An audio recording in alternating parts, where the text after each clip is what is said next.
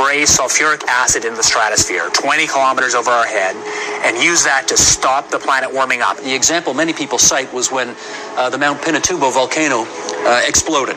And all of this ash went into the air and had a cooling effect on the Earth. And so people have long proposed since the mid-60s that you could artificially add dust to the stratosphere and cool the planet.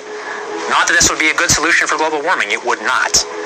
But it does show the way we're steadily developing the powers to manipulate the planet with comparative ease. That sulfur in the lower atmosphere is masking some of the climate warming from CO2. So is this the global dimming or something? Yeah. Other leading ideas basically to emulate what big volcanoes do, put material in the stratosphere to reflect sunlight. So the problem is the following. If you add SO2 to the stratosphere, SO2 doesn't condense. So you might want to put alumina in. Alumina has a very high initial refraction. It's very small. It doesn't coagulate. And you can engineer particles that have particular properties. You can get them out of the stratosphere. You can concentrate particles near the poles.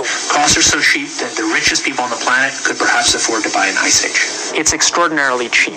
I knew it was cheap when I found that they were quoting me in tons. It's also true that particles, as they get bigger, fall out a lot faster. We sort of step back and think, okay, well, how would you actually make particles in the stratosphere?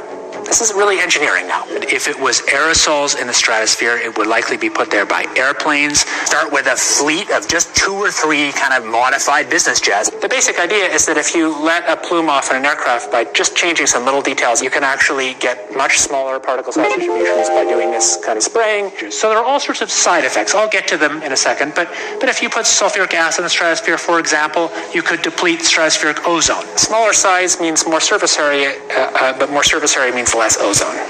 Is this stuff in the stratosphere going to be killing some number of people that are going to be sacrificed? It's an obvious concern. So if it kills 1 million people and we're only doing 1% more, we're just killing 10,000 more people. You can do math. Okay.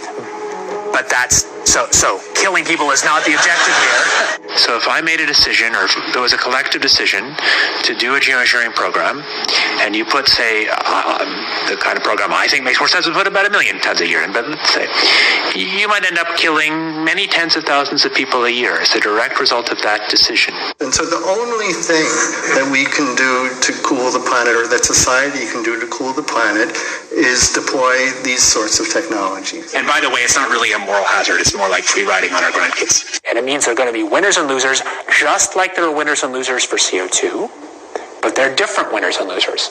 So this makes the problem, if anything, harder to solve. You've introduced another dimension of complexity into the managing the planet's climate.